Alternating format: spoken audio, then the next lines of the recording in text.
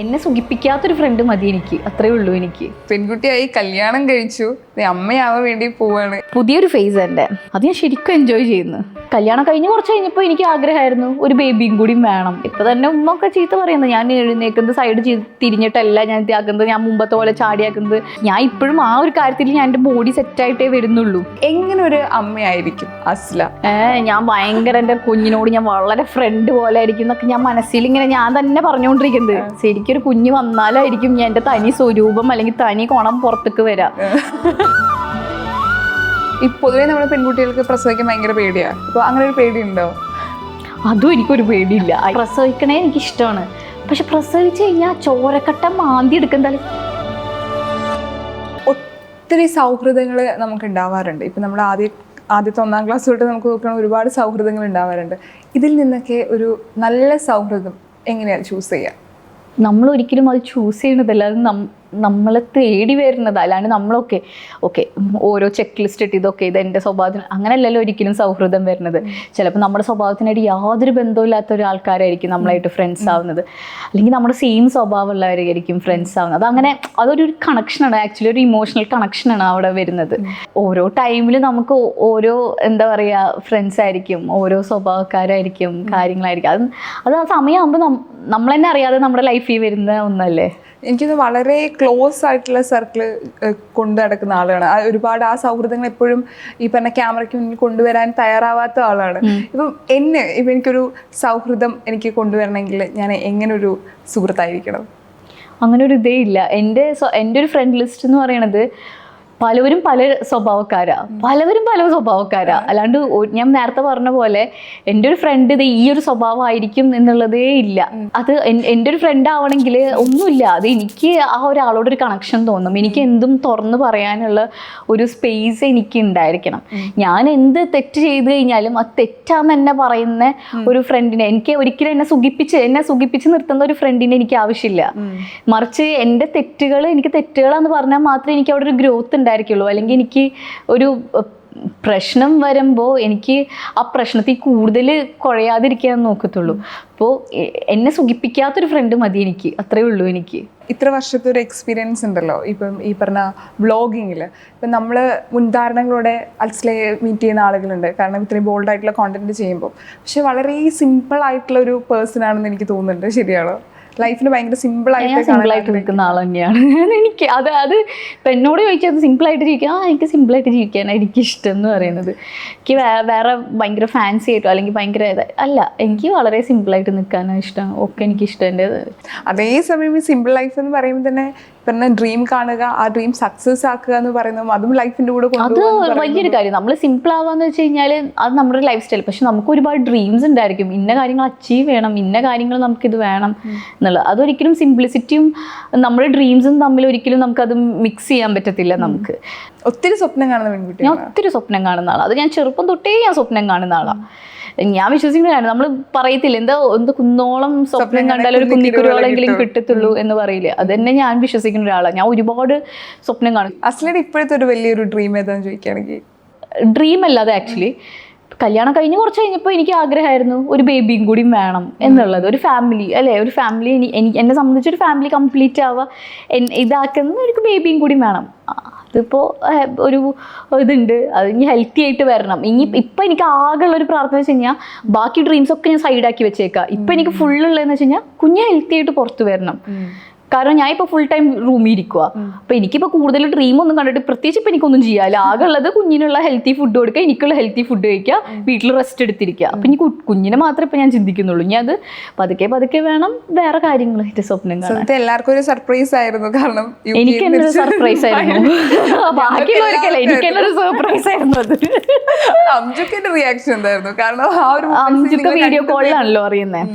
അംജുക്കാനെ ഞാൻ ഫസ്റ്റ് വിളിച്ച് മറ്റേ കിറ്റ് എന്നിട്ട് കാണിച്ചു കൊടുക്കുക. അപ്പം അംജുക്ക ഉറക്കത്തിലായിരുന്നു, എന്നാ ഉണ്ടാക്കി. അത് കഴിഞ്ഞിട്ട് ഇത് ഒരു ലൈനല്ലേ, ഒരു ലൈൻ അതിന് ഫെയ്ഡായിരുന്നു ലൈൻ, മറ്റേ ലൈൻ കാണത്തില്ല കാരണം ഏർലി പ്രഗ്നൻസി ആയിരുന്നു. ഇതൊരു ലൈനല്ലേ, ഇത് പോസിറ്റീവ് അല്ല മോളെ, ആണോ? പിന്നെ കുറച്ച് കഴിഞ്ഞ് എഴുന്നേറ്റ് പോസിറ്റീവ് ആണോ അല്ലേ ഇതായിരുന്നു റിയാക്ഷൻ. പിന്നെ കുറച്ച് കഴിഞ്ഞപ്പോഴാണ് അവൻ ഭയങ്കര റിയാലിറ്റിയിലോട്ട് വന്നത്. അതുവരെ ആ ഉറക്കപ്പിച്ചും പെട്ടെന്ന് ഞാൻ കാണിക്കുകയും ഒന്നും ഒരു മനസ്സിലാകുന്നുണ്ടായിരുന്നില്ല. പിന്നെ റിയാലിറ്റിയിലോട്ട് ഇവിടെ വന്നിട്ടുള്ള ഒരു റിയാക്ഷൻ വീഡിയോക്ക് വേണ്ടിയിട്ട് ആളുകൾ കാത്തിരിക്കുന്നുണ്ടായിരുന്നു. എന്തുകൊണ്ട് അംജുക്ക് റിയാക്ട് ചെയ്യുന്നില്ല? അത് കുറെ പേരുണ്ടായിരുന്നു. എനിക്ക് കുറെ കമന്റ്സ് ഒക്കെ വന്നു. നിങ്ങൾ തമ്മിൽ എന്തെങ്കിലും പ്രശ്നമുണ്ടോ? പ്രഗ്നൻസി ആയിട്ട് ഭർത്താവിനെ കാണിക്കുന്നില്ല, ഒന്നും പറ്റി പറയുന്നില്ല. ഞാൻ ആദ്യം കാണിക്കുമ്പോഴായിരുന്നു അതിന്റെ പ്രശ്നം ഉണ്ടായിരുന്നത്. നിങ്ങൾ എന്തിനാ എപ്പോഴും കാണിക്കുന്നത്, എന്തിനാ ഇത്ര ഓവർ ആക്കുന്നത്? ഞാൻ കാണിക്കാതായപ്പോ അതാണ് ഞാൻ പറഞ്ഞേ, നമ്മൾ സ്വപ്നത്തിൽ പോലും വിചാരിക്കുന്നുണ്ടാവില്ല ചില കാര്യങ്ങളൊന്നും. പക്ഷെ ബാക്കി ആൾക്കാർ ജഡ്ജ് ചെയ്യും. ഓക്കെ, ഇവർ ഇത്ര ഫോട്ടോസും വീഡിയോസും ഒക്കെ ഇടല് വളരെ കുറവ്, അവർ തമ്മിൽ എന്തോ ഒരു പ്രശ്നമുണ്ട്, ബാക്കി വേറെ എന്തെങ്കിലുമൊക്കെ കാര്യങ്ങളായിരിക്കും ഉണ്ടായിരിക്കുക. ഞാൻ ഇടയ്ക്ക് ആലോചിക്കും എന്തപ്പോ പ്രശ്നമുള്ളത്. ഞാനാണെങ്കിൽ ഇവിടെ അംജുക്കാക്ക് വരാനുള്ള ഞങ്ങൾ ടിക്കറ്റും കാര്യങ്ങളും ലീവ് കിട്ടുന്നൊക്കെ നോക്കി ആ സമയത്താണ് നിങ്ങൾ തമ്മിൽ വലിയ പ്രശ്നമുണ്ടോ? ചില സമയത്തൊക്കെ തമാശയാണ്. ഇപ്പൊ ഇതേ ഒരു പെൺകുട്ടിയായി കല്യാണം കഴിച്ചു, അമ്മയാവാൻ വേണ്ടി പോവാണ്. എങ്ങനെയുണ്ട് ഈ അവസ്ഥ? ഞാൻ എൻജോയ് ചെയ്യുന്നുണ്ട്. സത്യത്തിൽ എന്ന് വെച്ച് കഴിഞ്ഞാൽ ഇപ്പോൾ എല്ലാ പ്രഗ്നൻസി ഒരുപോലെ ആയിരിക്കില്ല. എനിക്ക് എൻ്റെ കുഞ്ഞു കുഞ്ഞു കോംപ്ലിക്കേഷൻസ് ഉള്ളവരെ എനിക്ക് കംപ്ലീറ്റ് ബെഡ് റെസ്റ്റാണ് പറഞ്ഞേക്കുന്നത്. എനിക്ക് പുറത്തൊന്നും പോകാൻ എനിക്ക് പറ്റത്തില്ല, പാടില്ല, ട്രാവൽ ചെയ്യാൻ പാടില്ല, ഒന്നും പാടില്ല. അപ്പം ഞാൻ റൂമിൻ്റെ ഉള്ളിൽ തന്നെയാണ് മാക്സിമം എന്നാൽ ഹോളിക്ക് വരും. പക്ഷെ ഞാൻ എൻജോയ് ചെയ്യുക. ഞാൻ എന്ന് പറയുന്നത് ഒരു പുതിയൊരു ഫേസ് എൻ്റെ പുതിയൊരു ഫേസ് അല്ലേ, അത് ഞാൻ ശരിക്കും എൻജോയ് ചെയ്യുന്നു. കാരണം എത്ര കാലം കൂടി വന്ന ഈ ഒരു ഫേസ് എനിക്ക് എൻജോയ് ചെയ്യാൻ പറ്റും. പുറത്തു പോകാൻ ഇനിയും പോവാം, നമുക്ക് ഇഷ്ടമുള്ള കാര്യങ്ങൾ ചെയ്യാൻ ഇനിയും ചെയ്യാം. ഇതൊരു പ്രത്യേക ഒരു എക്സ്പീരിയൻസ് എനിക്ക് ഹാപ്പിയാണ്. പിന്നെ ആഗ്രഹിച്ച് കിട്ടിയതാണല്ലോ, അപ്പോൾ അതിൻ്റെതായിട്ടുള്ള ഒരു സന്തോഷം ഉണ്ടാവും. ഈ അമ്മ എന്തൊക്കെ പ്രിപ്പറേഷൻ നടത്തുന്നുണ്ട്? കാരണം ഓഫ് കോഴ്സ് ഈ പറഞ്ഞ ആഗ്രഹിച്ചൊരു കുഞ്ഞിന് വേണ്ടി വെയിറ്റ് ചെയ്യാണ്. ഒന്നും നടത്തുന്നില്ല. ഒരു പ്രിപ്പറേഷൻസ് ഞാൻ കുഞ്ഞാവാൻ വേണ്ടിയിട്ട് ഞാൻ ഒരു പ്രിപ്പറേഷൻസ് നടത്തിയിട്ടില്ല. ഇപ്പോഴും ഞാനൊരു പ്രിപ്പറേഷൻസ് നടത്തുന്നില്ല. ഇപ്പൊ തന്നെ ഉമ്മ ഒക്കെ ചീത്ത പറയുന്നത്, ഞാൻ എഴുന്നേക്കുന്നത് സൈഡ് തിരിഞ്ഞിട്ടല്ല ഞാൻ ഇതാക്കുന്നത്, ഞാൻ മുമ്പത്തെ പോലെ ചാടിയാക്കുന്നത്, ഞാൻ കിടക്കുന്ന രീതി വേറെ. അപ്പൊ ഞാൻ ഇപ്പോഴും ആ ഒരു കാര്യത്തിൽ ഞാൻ എൻ്റെ ബോഡി സെറ്റായിട്ടേ വരുന്നുള്ളൂ. അപ്പൊ ഞാൻ ഒരു പ്രിപ്പറേഷൻസും ഇതുവരെ ഞാൻ ഒരു പ്രിപ്പറേഷൻസോ ഒന്നും ചെയ്തിട്ടൊന്നുമില്ല. ഫുഡ് ഒക്കെ ഇല്ല, അങ്ങനെ ഒരു ക്രേവിങ്സും ഇല്ല. ഇപ്പൊ ഒരുപാട് ഇപ്പം പൊതുവെ ഇപ്പൊ ഞാനൊരു അമ്മയാവാൻ വേണ്ടി പോകുന്ന സമയത്ത് ഇങ്ങനെ ആയിരിക്കണം, സ്ട്രിക്റ്റ് അമ്മയായിരിക്കണം, അല്ലെങ്കിൽ ഭയങ്കര കമ്പനി ആയിരിക്കണം. ഇപ്പത്തെ എല്ലാവരും ഭയങ്കര ചില്ലായിട്ടുള്ള അമ്മയാണല്ലോ. എങ്ങനെ ഒരു അമ്മയായിരിക്കും അസ്ല? ഞാനൊരു അമ്മ അവന്നെ വേണം. അപ്പം ഞാൻ പലതും വിചാരിക്കണം. ഞാൻ വളരെ കൂൾ മമ്മിയാവും, ഞാൻ ഭയങ്കര എൻ്റെ കുഞ്ഞിനോട് ഞാൻ വളരെ ഫ്രണ്ട് പോലെ ആയിരിക്കും എന്നൊക്കെ ഞാൻ മനസ്സിൽ ഇങ്ങനെ ഞാൻ തന്നെ പറഞ്ഞുകൊണ്ടിരിക്കുന്നത്. ശരിക്കും ഒരു കുഞ്ഞ് വന്നാലായിരിക്കും ഞാൻ എൻ്റെ തനി സ്വരൂപം അല്ലെങ്കിൽ തനി കോണം പുറത്തേക്ക് വരാം. ആ കുട്ടിനോട് എങ്ങനെ ആയിരിക്കും, എന്തെങ്കിലുമൊക്കെ ചെയ്യുമ്പോൾ എങ്ങനെ ആയിരിക്കും എന്നുണ്ടായിരിക്കാം. കുഞ്ഞ് പുറത്തേക്ക് വരണം, എന്നാലും മാത്രമേ എനിക്ക് പറയാൻ പറ്റുള്ളൂ. ഇപ്പം ഞാൻ പറയുന്നുണ്ട് ഞാൻ വളരെ കൂളായിരിക്കും, ചില്ലായിരിക്കും. പക്ഷെ എനിക്ക് തോന്നിയില്ല ഞാൻ അത്ര വലിയ ഭയങ്കര കൂളായിരിക്കും, ഭയങ്കര ചില്ലായിരിക്കും തോന്നില്ല. പക്ഷെ ഞാൻ മാക്സിമം എന്നെ കൊണ്ട് പറ്റുന്ന ഞാൻ 101% ഒരു നല്ല അമ്മാവാൻ തന്നെ ഞാൻ നോക്കത്തുള്ളൂ. എൻ്റെ കുഞ്ഞിനെ ഏറ്റവും വേണ്ടതും എന്തൊക്കെയാണോ എന്നുള്ളത് ഞാൻ എൻ്റെ ചെയ്യും. പക്ഷെ സ്ട്രിക്റ്റ് അല്ല ഒന്നും എനിക്ക് അറിയത്തില്ല. പ്രഗ്നന്റ് എന്തൊക്കെയാ അവോയ്ഡ് ചെയ്യുന്നുണ്ട് ഇപ്പോൾ? ഇപ്പോൾ ഡോക്ടർ എന്നോട് ഡേറ്റ്സ്, ചീസ്, പിന്നെ അങ്ങനത്തെ കുറച്ച് ഫുഡ് ഐറ്റംസ് അങ്ങനത്തെ ഒക്കെ ഒന്നും കഴിക്കരുതെന്നൊക്കെ പറഞ്ഞിട്ടുണ്ടായിരുന്നു. അങ്ങനത്തെ കുറച്ച് ഫുഡ് ഐറ്റംസ് അവോയ്ഡ് ചെയ്യുന്നുണ്ട്. യാത്രകൾ, അതൊക്കെ തന്നെ. ഈ പൊതുവേ നമ്മുടെ പെൺകുട്ടികൾക്ക് പ്രസവിക്കാൻ ഭയങ്കര പേടിയാണ്. അത് ഓർത്തിട്ട് വേണ്ടാന്ന് നിൽക്കുന്ന ആ പെൺകുട്ടികളെ എനിക്ക് പേഴ്സണലി അറിയാം. അതാണ് ടെൻഷൻ. അപ്പോൾ അങ്ങനെ ഒരു പേടിയുണ്ടോ? അതും എനിക്കൊരു പേടിയില്ല. അതിനെക്കുറിച്ച് ഞാൻ ചിന്തിച്ചിട്ടേ ഇല്ല. ഈ ദിവസം വരെ ഞാൻ അതിനെക്കുറിച്ച് കമൻസ് ഒക്കെ വരും. പ്രസവിച്ച് കഴിഞ്ഞാൽ എന്താ ചോരക്കട്ടം, എനിക്കിപ്പോഴാ കമൻറ്റ് ഓർമ്മ ഉണ്ട്. പ്രസവിക്കണേ എനിക്കിഷ്ടമാണ്, പക്ഷെ പ്രസവിച്ച് കഴിഞ്ഞാൽ ചോരക്കട്ടം മാന്തി എടുക്കുന്ന ചോരക്കട്ടം മാന്തി എടുക്കേ, അതെന്താ സംഭവം? എനിക്ക് മനസ്സിലായിട്ടില്ല. എന്താ എനിക്ക് ചോരക്കട്ടം മാന്തി എടുക്കുന്ന സാധനം ഒന്നും വന്നിട്ടില്ല. അത് കണ്ടപ്പോ മാത്രം എനിക്കൊരു മാതിരി പേടി സ്വപ്നം പോലെ ചോരക്കട്ടം മാന്തി എടുക്കുക എന്നുള്ള സാധനം. അല്ലാതെ എനിക്ക് അങ്ങനെ പ്രസവിക്കാനൊന്നും എനിക്ക് അങ്ങനെ പേടിയോ കാര്യങ്ങളൊന്നും ഇല്ല. ചില റീൽസ് ഒക്കെ കാണുമ്പോൾ, ചില ഡോക്ടർമാരുടെ റീൽസ് ഒക്കെ കാണുമ്പോൾ എനിക്ക് ടെൻഷൻ, എൻ്റെ പൊന്നു ഇതെന്താ ഇങ്ങനെ പറയുന്നേ എന്നുള്ളൊരു സാധനം എനിക്ക് തോന്നുന്നു. അതല്ലാണ്ട് എനിക്ക് പൊതുവെ നമ്മള് പ്രസംഗിക്കുന്ന പെൺകുട്ടികൾ ആദ്യം വീഡിയോ പോയി കാണും എന്നൊക്കെ പറയാറുണ്ട്, ഒരു ധൈര്യത്തിന്. ഞാൻ എന്തായാലും ഒരിക്കലും കാണൂല. അതൊക്കെ കണ്ടാലേ ഈ റീൽസ് തന്നെ കണ്ടിട്ട് എനിക്ക് ടെൻഷൻ ഇല്ലാത്ത എനിക്ക് കുറച്ചെങ്കിലും ടെൻഷൻ വരുന്നത്. ഇനിയിപ്പൊ ഞാൻ വീഡിയോ ഒക്കെ കണ്ടിട്ട് ഞാൻ ചിലപ്പോ അതെനിക്ക് ടെൻഷൻ വരും. പക്ഷെ എനിക്കൊന്ന് ഉമ്മ ആവുന്നതിന്റെ ഒരു സന്തോഷവും അത് ഉമ്മാക്ക് മാത്രല്ല എല്ലാവർക്കും, എന്റെ ചുറ്റിനുള്ള എല്ലാവർക്കും അത് ഭയങ്കര എക്സൈറ്റ്മെന്റ്, ഭയങ്കര സന്തോഷത്തിൽ അവസ്ഥയിലാണ് അവരിയ്ക്കുന്നത്. ഒരു പക്ഷെ എന്നെക്കാളും കൂടുതൽ അംജുക്കാടെ ഫാമിലി ആയിക്കോട്ടെ, എൻ്റെ ഫാമിലി ആയിക്കോട്ടെ, ഞാൻ പറയുന്നത് ഈവൻ റിലേറ്റീവ്സ്, നമ്മളുടെ ഉപ്പ ഉമ്മ എന്ന് മാറ്റി വെച്ചാൽ പപ്പ മമ്മീന്ന് മാറ്റി വെച്ചിട്ട് കുടുംബക്കാരും ഒരു വലിയൊരു ആഘോഷം. എൻ്റെ മാമയും ഷെക്കിമ്മയും മുന്തും ഇവരൊക്കെ ആണെങ്കിൽ ഓരോ ദിവസം എനിക്ക് പൂതിയുള്ളത് കൊണ്ടുവരാം. കണ്ടിട്ടുണ്ടായിരുന്നു നല്ല മാങ്ങ കൊണ്ടുവരിക. അത് കണ്ടത് അംജുക്ക പപ്പയും മമ്മിയും അവിടുന്ന് കൊടുത്തു വിട്ടതാ. ഇപ്പൊ ഇവിടെ വന്നപ്പോ ഒരുപാട് ഡോഗ്സിനെ കണ്ടു. എനിക്ക് ആളുകളെക്കാളും കൂടുതൽ ഡോഗ്സ് ആണെന്ന് തോന്നി ഇവിടെ ഉള്ളത്. ഭയങ്കര ഇഷ്ടമാണോ? എനിക്ക് ഡോഗ്സിന് എനിക്കുണ്ട് UK-ല് ലൈലുമോളുണ്ട്. ഇവിടെ ഷെക്കിമാക്കും മൂത്താപ്പാക്കും അവർ മക്കൾക്കൊക്കെ ഡോഗ്സിനെ ഭയങ്കര ഇഷ്ടമാണ്. അത് അത്രയും ഡോഗ്സ്. എത്ര പേരുണ്ട്? ഒരു 6 പേരുണ്ട്. 6 പേരുണ്ട്. ഇത്രയും മെയിൻറ്റെയിൻ ചെയ്യാന്ന് പറയുന്നത് ഇഷ്ടമായത് കൊണ്ട് തന്നെ നമുക്ക് അങ്ങനെ ഒരു ഇതേ തോന്നൂലല്ലോ. നമുക്ക് നമ്മളെ വീട്ടിലത്തെ അംഗങ്ങൾ പോലെ തന്നെയല്ലേ തോന്നുള്ളൂ. അവർക്ക് ഭയങ്കര ഇഷ്ടമാണ്. ഈ ഓടി വന്ന് ഹഗ് ചെയ്യാ. ഇപ്പൊ തന്നെ കുറച്ചു മുമ്പ് ഒരാൾ വന്നപ്പോ ഭയങ്കര സ്നേഹമായിരുന്നു. ഇപ്പൊ എന്നെ എന്തായാലും അത് സമ്മതിക്കുന്നില്ല. ഇപ്പൊ ഞാൻ എന്തായാലും തൊടുന്നില്ല. കാരണം ഇപ്പൊ പെട്ടെന്ന് വന്നു കഴിഞ്ഞ് കഴിഞ്ഞാൽ എനിക്ക് ചിലപ്പോൾ വെയിറ്റ് താങ്ങാൻ പറ്റില്ലെങ്കിൽ അല്ലെങ്കിൽ എന്തെങ്കിലും ഇപ്പൊ ഇല്ല. പക്ഷെ ഞാൻ പ്രഗ്നന്റ് ആവണേക്കാളും മുമ്പ് എനിക്ക് ഭയങ്കര ഇഷ്ടമാണ് ഇപ്പൊ അവരെ കളിപ്പിക്കാനും ഹഗ് ചെയ്യാനും കാര്യങ്ങളൊക്കെ എനിക്കിഷ്ടം. ഇപ്പൊ അത് ഇല്ല. എപ്പോഴെങ്കിലും ഇപ്പം യൂട്യൂബ് ചാനലിൽ ഒരു പരിചയമില്ലാത്ത ആളാണ് അംജുക്ക. അപ്പൊ അദ്ദേഹം കല്യാണത്തിന് ശേഷം വന്നപ്പോ ഈ പറഞ്ഞ സോഷ്യൽ മീഡിയയിൽ വന്ന കോലാഹലങ്ങളൊക്കെ കണ്ടുകൊണ്ടിരിക്കുന്ന എപ്പോഴെങ്കിലും ഇത് വിടാൻ നമുക്ക് എപ്പോഴെങ്കിലും പറഞ്ഞിട്ടുണ്ടോ? നമ്മുടെ ഇല്ല, യൂട്യൂബ് വിടരുതെന്ന് എന്നോട് പറഞ്ഞേക്കുന്നത്. എന്നോട് ഞാൻ എൻ്റെ പിന്നീടുള്ള വീഡിയോസ് ശ്രദ്ധിച്ച കാരണം അംജുക്ക് അങ്ങനെ വീഡിയോസിൽ അത്ര വരുന്ന ഒരാളല്ല, പ്രത്യേകിച്ച് എൻ്റെ കണ്ടന്റ് വീഡിയോസിൽ. ഞാൻ ആ സോഷ്യൽ മീഡിയയിൽ നിന്ന് ബ്രേക്ക് എടുത്തതിന് ശേഷം പിന്നെ എല്ലാ സെക്സ് എഡ്യൂക്കേഷൻ വീഡിയോസിലും അംജുക്ക ഉണ്ടായിരുന്നു. എൻ്റെ കൂടെ ഷോർട്സ് ഇടാൻ വേണ്ടി വന്നുകൊണ്ടിരിക്കുന്നുണ്ടായിരുന്നു. പിന്നെ വീണ്ടും ഞാൻ ബാക്ക് ടു ട്രാക്കായി 1 മില്യൺ ഹിറ്റ് ചെയ്തപ്പോൾ, യൂട്യൂബിൽ നിന്ന് 1 മില്യൺ ഹിറ്റ് ചെയ്തപ്പോഴാണ് അംജുക്ക പിന്നെ ബാക്ക് ഔട്ട് ചെയ്തത്. പിന്നെ അവൻ പറഞ്ഞു ഇപ്പൊ നീ പഴയ പോലെ ഒറ്റക്ക് ഇതാക്കുന്നത്, ഇനി എൻ്റെ ആവശ്യമില്ല, ഒറ്റക്കാക്ക് എന്നുള്ളതാ പറഞ്ഞത്. ഇത്രയും വർഷം കഴിഞ്ഞിട്ട് ഇപ്പൊ 2 വർഷമായി കല്യാണം കഴിഞ്ഞിട്ടാവുമ്പോ അല്ലെ, 2 ഇയർ ആവാൻ വേണ്ടി പോകും ജൂണില്. ഈ അന്ന് ഭയങ്കര ലവബിൾ ആയിരുന്നല്ലോ നിങ്ങൾ ആദ്യത്തെ വീഡിയോ തൊട്ട് കാണുന്ന സമയത്ത്. അപ്പം കല്യാണം കഴിക്കാൻ പോകുമ്പോഴുള്ള ഒരു സ്നേഹപ്രകടനമായിരിക്കും കുറച്ച് ഇത് കുറയുന്നതാണ് വിചാരിച്ചത്. ലേറ്റസ്റ്റ് വീഡിയോ വരെ നോക്കുന്ന സമയത്ത് അതിലൊരു കുറവ് വന്നിട്ടില്ല. ഭയങ്കര സ്നേഹമാണ് നിങ്ങൾ കാണിച്ചുകൊണ്ടിരിക്കുന്നത്.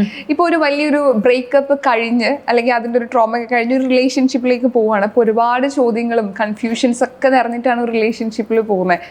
എങ്ങനെ ഒരു ബെറ്റർ പേഴ്സണെ നമ്മൾ ചൂസ് ചെയ്യില്ല? അംജുക്ക ലൈഫിൽ വരുമ്പോൾ ഒരുപാട് കൺഫ്യൂഷൻസ് ഉണ്ടാവില്ലേ? അതൊരു റിയാലിറ്റിയിലേക്ക് വരുന്ന സമയത്ത് എനിക്ക് ഒരു പ്രതീക്ഷയും ഇല്ലാതെ, സത്യം പറഞ്ഞാൽ എനിക്ക് ഒരു പ്രതീക്ഷയില്ലാതെ ആണ് ഞാൻ വീണ്ടും ഒരു മാരേജ് എന്നുള്ള ഒരു സംഭവം വന്നത്, ഒരു ബ്രേക്കപ്പിന് ശേഷം. കാരണം നമ്മളായിട്ട് പ്രേമിച്ച് നമ്മളായിട്ട് ഒരുപാട് എക്സ്പെക്റ്റേഷനും വെച്ച് ഒരുപാട് സ്വപ്നങ്ങളും കണ്ടിട്ടുള്ളത് ഇങ്ങനെ ആകുമ്പോൾ എനിക്ക് ഒരു കാര്യം മനസ്സിലായി, ഒരുപാട് എക്സ്പെക്റ്റേഷൻ വെച്ച് കഴിഞ്ഞാൽ അത് എവിടെയും എത്തത്തില്ല. അതുകൊണ്ട് എനിക്കൊരു എക്സ്പെക്റ്റേഷൻ ഇല്ലാതെയാണ് മാരേജ് കഴിഞ്ഞു.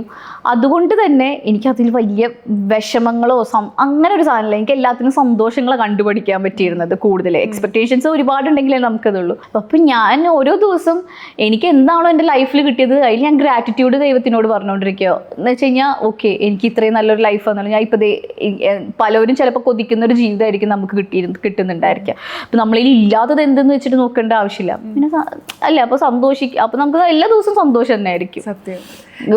ഞാൻ വെച്ചാൽ ഇപ്പൊ വീഡിയോസിൽ കാണുമ്പോൾ ഞങ്ങൾ ഭയങ്കര തേനും ശർക്കരയാണെങ്കിലും ഒരു മാരേജ് എന്ന് പറയണത് അതിൽ പ്രശ്നങ്ങളുണ്ട്. ഒരുപാട് നമുക്ക് പ്രശ്നങ്ങൾ മാത്രമല്ല, നമ്മൾ തമ്മിൽ അടി കൂടുന്നു മാത്രമല്ല, വേറെ പല പല ചുറ്റിനുള്ള ടെൻഷൻസ് ഉണ്ടാവും, സ്ട്രഗിൾസ് ഉണ്ടാവും, ഇതൊക്കെ ഉണ്ടാവും. ഇതൊന്നും നമ്മളിപ്പോൾ യൂട്യൂബിൽ വന്ന് നമ്മൾ പറയില്ല ഞങ്ങൾ ഈ കഷ്ടപ്പാടുണ്ട്, ഞങ്ങൾ ഇതിൻ്റെ പേരിൽ വന്നിട്ട് ഈ ഒരു പ്രശ്നം ഞങ്ങൾ ഉണ്ടായി എന്നൊന്നും നമ്മൾ പറയത്തില്ല. അതൊന്നും ഒരിക്കലും പറയില്ല. അത് പറയേണ്ട ആവശ്യമില്ല അല്ലേ, നമുക്ക് പറയേണ്ട ആവശ്യമില്ല. പക്ഷെ സന്തോഷങ്ങൾ നമ്മൾ പറയും.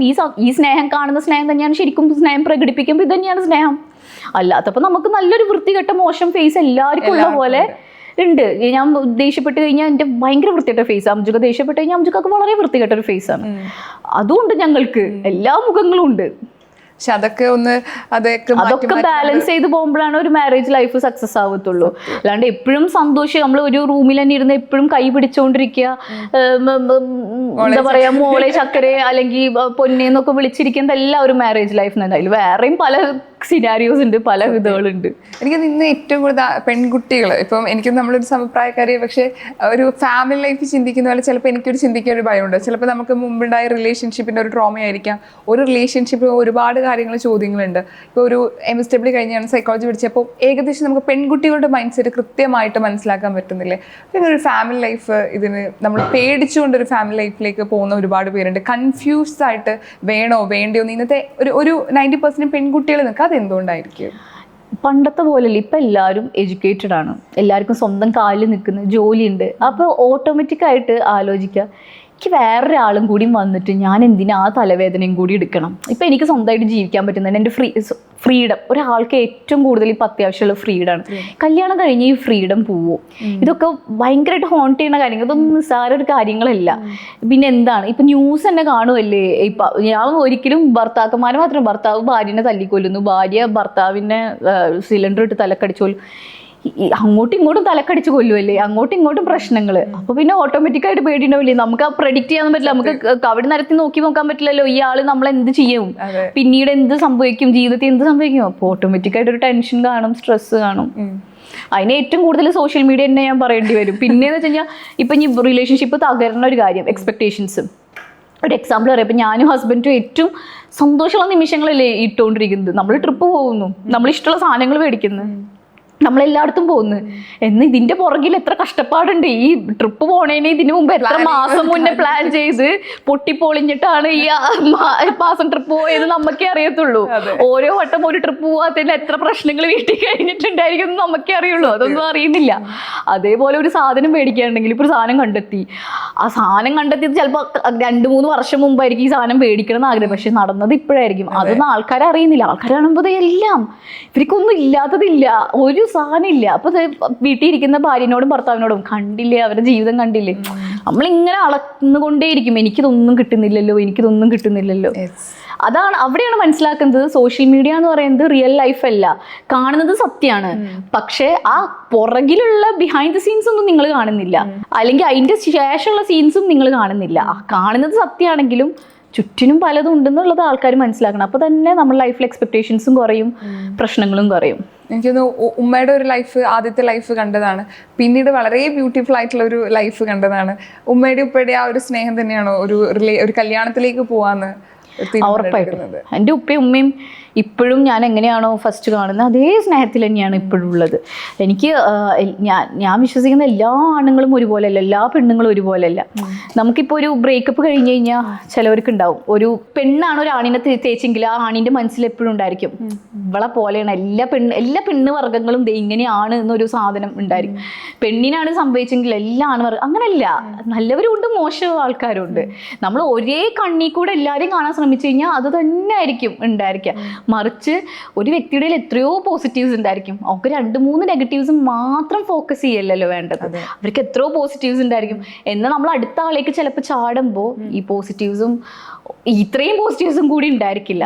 ഇപ്പോൾ ഈ സോഷ്യൽ മീഡിയയിൽ ഇത്തരം വീഡിയോകൾ ചെയ്യുന്ന സമയത്ത് എപ്പോഴും ഭയങ്കര ബോൾഡായിട്ടുള്ള ഒരു അസ്ലയും നമ്മൾ കണ്ടിട്ടുള്ളത്, അസ്ല ഈ പറഞ്ഞ വീഡിയോ ചെയ്യുക, ഇതിൽ സന്തോഷം കണ്ടെത്തുക എന്നല്ലാതെ അസ്ല ഏറ്റവും കൂടുതൽ സന്തോഷം തരുന്ന എന്ത് കാര്യം ചെയ്യുമ്പോഴാണ്? യാത്ര ചെയ്യുമ്പോൾ, ഫ്രണ്ട്സിൻ്റെ കൂടെ, ഫാമിലിയുടെ കൂടെ ട്രിപ്പ് പോകുമ്പോൾ എനിക്ക് ഭയങ്കര സന്തോഷമാണ്. എനിക്ക് യൂട്യൂബ് വീഡിയോ ചെയ്യുന്നതല്ല എനിക്ക് സന്തോഷം എന്ന് പറയുന്നത്. എനിക്ക് സന്തോഷം ഫാമിലി ഫ്രണ്ട്സൊക്കെ കൂടി കുക്ക് ചെയ്യുക, കുക്ക് ചെയ്യാൻ ഭയങ്കര ഇഷ്ടമാണ്. അപ്പോൾ ഒരുമിച്ചിരുന്ന് സംസാരിച്ച് കുക്ക് ചെയ്യുക, തമാശ പറയുക, കാർഡ്സ് കളിക്കുക, പിന്നെ അങ്ങനെ എന്തെങ്കിലുമൊക്കെ ലൂഡോ കളിക്കുക, ഫ്രണ്ട്സായിട്ട് തമാശ പറഞ്ഞിരിക്കുക. ഇതൊക്കെയാണ് എനിക്ക് സന്തോഷം തരുന്ന സാധനം എന്ന് പറയുന്നത്. അതുകൊണ്ട് ഒരിക്കലും യൂട്യൂബ് എന്ന് പറയുന്നത് എനിക്ക് ഇഷ്ടമാണ്, ഞാൻ അത്രയും പാഷനോട് കൂടി ചെയ്യുന്ന സാധനമാണ്. ചില സമയത്ത് അതെൻ്റെ റെസ്പോൺസിബിലിറ്റിയും കൂടിയാണ്, പക്ഷെ ബാക്കിയുള്ള കാര്യങ്ങളൊന്നും എൻ്റെ റെസ്പോൺസിബിലിറ്റി അല്ല. അതൊക്കെ ഞാൻ എൻജോയ് ചെയ്ത് മനസ്സറിഞ്ഞിരുന്ന് ചെയ്യും. ഞാനായിട്ട് റിയലായി നിന്ന് എന്ത് ചളിയും പറയാ, എന്തും തോന്നിയ പറയാം, അങ്ങനത്തെ കംഫർട്ടബിൾ ആയിട്ടുള്ള രീതി. അതാണ് ഞാൻ ഏറ്റവും കൂടുതൽ എൻജോയ് ചെയ്യുന്നത്. പിന്നെ എനിക്ക് ഏറ്റവും ഇഷ്ടം എന്ന് വെച്ച് കഴിഞ്ഞാൽ ഒരു ബ്ലാങ്കറ്റ് മൂടി തലയിരിക്കാൻ വെറുതെ ഇരിക്കുക. ഒരു ദിവസം മൊത്തം വേണമെങ്കിൽ ഞാനൊരു ബ്ലാങ്കറ്റും തലയിൽ കൂടി മൂടി ഞാൻ അങ്ങനെ ഇരിക്കും. ഞാൻ ഭയങ്കര ഹാപ്പിയാണ്. ഒരു സോഫയും ഒരു ബ്ലാങ്കറ്റും കിട്ടി കഴിഞ്ഞാൽ ഞാൻ പീസാണ്. എനിക്ക് വേറെ ഒന്നും വേണ്ട, ഞാൻ സ്വസ്ഥമായിട്ട് അങ്ങനെ പുറത്തിറങ്ങരുത്. അതൊക്കെയാണ് എനിക്കിഷ്ടം. വീട്ടിൽ നിന്ന് പുറത്തിറങ്ങാതെ മടി പിടിച്ച ആ ബ്ലാങ്കറ്റിനൊക്കെ കണ്ടിരിക്കും തോന്നും. എൻ്റെ ഫ്രണ്ട്സൊക്കെ നിനക്ക് യൂട്യൂബ് വീഡിയോ ചെയ്തുകൂടെ, നീ ഇങ്ങനെ എനിക്കിതാ ഇഷ്ടം. ഒരു വലിയൊരു പ്രോഗ്രാമിന് പോയി റെഡി ആവാൻ വേണ്ടി നിന്നിട്ട് ആ പ്രോഗ്രാം ക്യാൻസൽ ആവുമ്പോൾ തിരിച്ച് നമ്മള് ഈ പറഞ്ഞ കുളിച്ച് തിരിച്ച് കിടക്കുന്ന ഒരു ഒന്നും ചെയ്യാൻ ഇങ്ങനെ വെറുതെ ഇരിക്കുക. അതാണ് ഇതൊക്കെ എനിക്ക് ഏറ്റവും ഇഷ്ടം. കല്യാണത്തിന് മുമ്പ് കുക്കിംഗ് അല്ല, കല്യാണത്തിന് ശേഷം കുക്കിംഗ് പഠിച്ചു. കല്യാണത്തിന് ശേഷം ഒരുപാട് വെറൈറ്റി ഫുഡുകൾ. ഞാൻ കല്യാണത്തിന് മുമ്പും കുക്ക് ചെയ്യായിരുന്നു. എനിക്ക് കുക്കിംഗ് എപ്പോഴും ഇഷ്ടമുള്ള ഒരാളാണ്. കുക്കിംഗ് എപ്പോഴും എനിക്ക് ഇഷ്ടമുള്ള ഒരാളാണ്. പക്ഷെ കുക്ക് ചെയ്യൽ കുറവായിരുന്നു. ഞാൻ അങ്ങനെ കുക്ക് ചെയ്യില്ല, വല്ലപ്പോഴും എനിക്ക് ആ മൂഡൊക്കെ വരുമ്പോൾ അങ്ങനെ ചെയ്യാന്നല്ലാണ്ട്. പക്ഷെ കല്യാണം കഴിഞ്ഞപ്പോൾ ഇപ്പം എനിക്ക് ഫുഡ് കഴിക്കണമെങ്കിൽ ഞാൻ തന്നെ കുക്ക് ചെയ്യണം. അപ്പം എനിക്ക് മൂഡില്ലാതെ അംജുക കുക്ക് ചെയ്യും. അംജുക എനിക്ക് ചില സമയത്തൊന്നും എനിക്ക് മൂഡില്ല, അപ്പം അംജുക കുക്ക് ചെയ്യും. മൂഡിലുള്ള ദിവസം ഞാൻ കുക്ക് ചെയ്യും. അങ്ങനെ അങ്ങനെ മാറി കുക്ക് ചെയ്യും. ആ സമയത്ത് ഒരു ഫുഡിന്റെ ഒരു ഓളായിരുന്നു. എത്ര വെറൈറ്റി ഫുഡ് ഉണ്ടാക്കുന്നു. കാരണം പ്രത്യേകിച്ച് ഞാൻ എവിടേക്കും പോകുന്നില്ല. കാരണം ഞാൻ പുതിയ സ്ഥലത്തെത്തിയപ്പോൾ എനിക്ക് ഒറ്റയ്ക്ക് യാത്രയൊക്കെ എനിക്ക് ആ സമയത്ത് എനിക്ക് പേടിയായിരുന്നു. ഹസ്ബൻഡ് ആണെങ്കിൽ ഡ്യൂട്ടി ഉണ്ട്. അപ്പോൾ രാവിലെ 8 മണി പോയിട്ട് രാത്രി 8 മണിക്ക് തിരിച്ചു വരത്തുള്ളൂ. അപ്പോൾ പിന്നെ ഞങ്ങൾ എവിടേക്കും പോകുന്നില്ല. അപ്പോൾ എനിക്ക് ആകെ ഉള്ളത് എന്ത് വീട്ടിലിരുന്ന് കുക്ക് ചെയ്യുകയും ഈ ബ്ലാങ്കറ്റിൽ കിടക്കുകയും ഇത് മാത്രമേ ഉള്ളൂ. അപ്പൊ പിന്നെ കണ്ടന്റ് എനിക്ക് ആകെ ഉള്ളത് എവിടെയും പോകണമില്ല, ഒന്നും ചെയ്യണില്ല. അപ്പൊ കണ്ടന്റ് എനിക്ക് ആകെ കുക്കിംഗ് മാത്രം, അത് മാത്രമേ കാണിക്കണ്ടായിരുന്നുള്ളൂ. അതാണ് ഒരു എക്സ്പെരിമെന്റും ആയി, നമുക്കൊരു ടൈം. അതെ, മറ്റേ ഞാൻ ഇരുന്ന് യൂട്യൂബ് വീഡിയോസ് ഒക്കെ കാണും, അതിരുന്ന് ഞാൻ പരീക്ഷിക്കും, ഞാൻ തന്നെ കഴിക്കും. അതന്നെ ഈ നമുക്ക് എല്ലാവർക്കും ആഗ്രഹം വിദേശ രാജ്യത്തിൽ പോയിട്ട് സെറ്റിൽഡ് ആയിട്ട് അവിടെ കല്യാണം കഴിച്ച് ഫാമിലി ആയിട്ട് ജീവിക്കുന്നത് ഭയങ്കര ആഗ്രഹമുള്ള കാര്യം. നമ്മളെപ്പോഴും കണ്ടിട്ടുള്ളത് ഭയങ്കര പോഷായിട്ടുള്ള ഒരു മാജിക്കൽ ഒരു ലൈഫ് സ്റ്റൈൽ അവിടെ കീപ്പ് ചെയ്യുന്നതാണ്. ശരിക്കും ഇവിടെയാണോ? 2 സ്ഥലത്തും ജീവിച്ച ഒരാളാണ്, ദുബായിലും ജീവിച്ച ആളാണ്. ശരിക്കും എവിടെയാണ് സ്വർഗം? UK അല്ല എന്തായാലും സ്വർഗം. എനിക്ക് ഇഷ്ടം നാടാ. കാരണം എൻ്റെ എല്ലാം കിടക്കുന്നത് നാട്ടിലാണ്. എനിക്ക് കിടക്കുന്നത് ഞാനായിട്ട് നിൽക്കുന്നെങ്കിൽ അത് നാട്ടിലാണ്. എൻ്റെ ഒരു റൂട്ട് എന്ന് പറയുന്നത് നാട്ടിലാണ്. എനിക്ക് നാട് തന്നെ ഇഷ്ടം. UK എന്ന് പറയുമ്പോൾ എനിക്ക് അവിടുത്തെ ക്ലൈമറ്റ് ഒക്കെ എനിക്കൊരു വല്ലാതെ ഒന്നും ഭയങ്കര വൃത്തികെട്ട തണുപ്പ്, അങ്ങനത്തെ ഒരു ഇത്. പിന്നെ അവിടെ ഭയങ്കര പോഷ് ലൈഫ് സ്റ്റൈലൊന്നും അല്ല. അവിടെ 4 മണി കഴിഞ്ഞ ഒരാൾ പുറത്തേക്ക് തന്നെ ഇറങ്ങുന്നില്ല. എനിക്കൊക്കെ എന്താ ലണ്ടൻ ഭാഗത്തൊക്കെ പോയി കഴിഞ്ഞാൽ പോലും 6 മണി കഴിഞ്ഞ ഒരു ഷോപ്പ് ഉണ്ടാവും, റെസ്റ്റോറൻറ്റ് ഉണ്ടാവും എന്ന് എനിക്ക് തോന്നുന്നില്ല. അങ്ങനെയാണ് ഉള്ളത്. ദുബായും നല്ല ലൈവായിട്ടുള്ളൊരു സ്ഥലമാണ്. UK എന്ന് പറയുന്നത് നല്ലൊരു സ്ഥലം, നല്ല പച്ചപ്പ്, ഭയങ്കര പച്ചപ്പുള്ളൊരു നല്ല ഭംഗിയുള്ളൊരു സ്ഥലം. മഞ്ഞൊക്കെ കാണാൻ പറ്റുന്ന നല്ല എൻ്റെ അവിടെ മഞ്ഞുമില്ല. എൻ്റെ അവിടെ ഫുൾ പച്ചപ്പ്, ഓൺലി പച്ചപ്പ്. മഞ്ഞ് കാണുന്നത് ആഗ്രഹിച്ച അവിടെ പോയിട്ട്. അപ്പോൾ ഒരുപാട് സന്തോഷം. ഞാൻ ആദ്യമായിട്ടാണ് ഒരു ഗർഭിണിയായ ഒരു പെൺകുട്ടി. ശരിക്കും എനിക്ക് വളരെ പേഴ്സണലി ഇഷ്ടമുള്ള കാര്യമാണ് വയറ് തൊടുക. പക്ഷെ ഇപ്പൊ എനിക്ക് വയറൊക്കെ ആയി തുടങ്ങുന്നേ ഉള്ളൂ. അടുത്ത മാസം ചിലപ്പോ വയറ് കുറച്ച് വരെയായിരിക്കും. ചെറിയ ആഗ്രഹം ഒന്ന് വയറ് ലൈവായിട്ട്.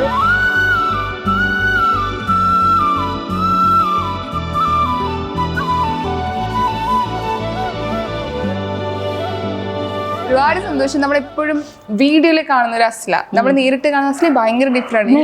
റീൽ ആൻഡ് റീൽ എന്നൊക്കെ പറയുന്നത് എപ്പോഴും ഇതുപോലെ സന്തോഷത്തോടെ ഈ ഒരു എപ്പോഴും ചിരിച്ച മുഖമായിട്ട് തന്നെ ഇരിക്കട്ടെ. ഒരുപാട് സന്തോഷം. Thank you.